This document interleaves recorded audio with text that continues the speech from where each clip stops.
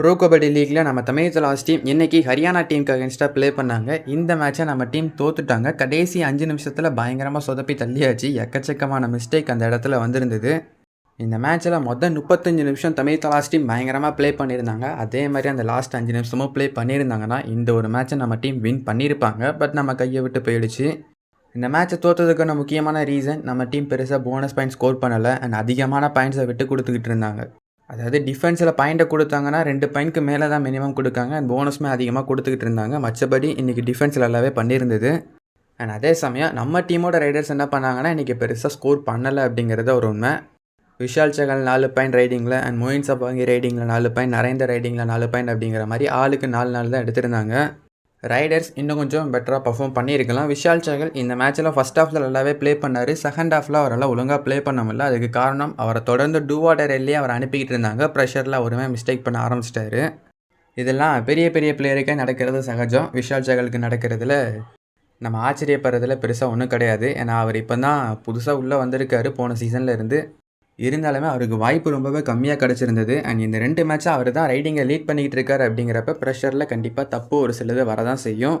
And இந்த மேட்ச்சில் அது நடந்திருந்தது. மேபி ரைடர்ஸ் நம்ம நரேந்தர் கண்டோலா ஆல் விஷால் சகல் இந்த 2 பேர்த்தில் யாரோ ஒருத்தர் இன்றைக்கி நல்லா கிளிக்காக இருந்தாங்கன்னா இந்த மேட்சை நம்ம வின் பண்ணியிருக்கலாம்.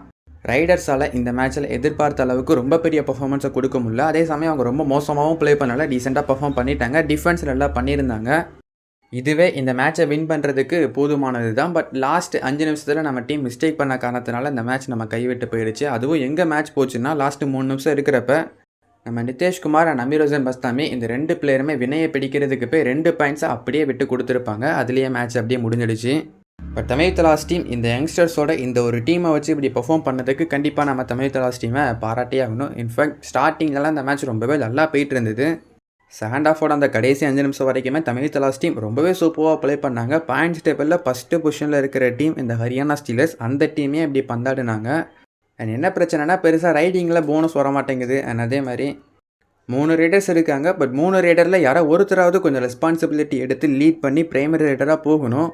நரேந்தர் அவர் பேக் வாங்கிட்டு இருக்காரு. அவர் கேப்டன், அவர் ரெஸ்பான்சிபிலிட்டி எடுத்து அவருக்கு கிளிக் ஆகலன்னு தெரிஞ்சதுக்கப்புறம் பின்னாடி நிற்காரு. அப்படி இருக்கிறப்ப விஷால் அண்ட் நம்ம மொயின் சஃபாகி இந்த 2 விதத்தில் யாரோ ஒருத்தர் கொஞ்சம் அதிகமாக புஷ் பண்ணி ரைட் பாயிண்ட்ஸை ஸ்கோர் பண்ணுறதுக்கு ட்ரை பண்ணியிருக்கலாம். பட் 2 பிளேயருமே கொஞ்சம் ஸ்லோவாக இப்படி தான் ப்ளே பண்ணிகிட்டு இருந்தாங்க.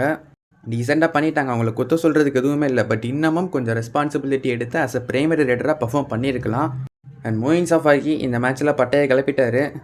ரைடிங்கில் 4 பாயிண்ட்ஸ் எடுத்திருந்தாரு. அண்ட் டிஃபென்ஸ்லேயுமே 3 பாயிண்ட் எடுத்திருந்தாரு. அண்ட் நம்ம நிதேஷ்குமார் அண்ட் மொயின் சஃபாகி இந்த 2 பிளேயருமே ஈக்குவலான பாயிண்ட்ஸை தான் டேக்கில் வச்சுருக்காங்க.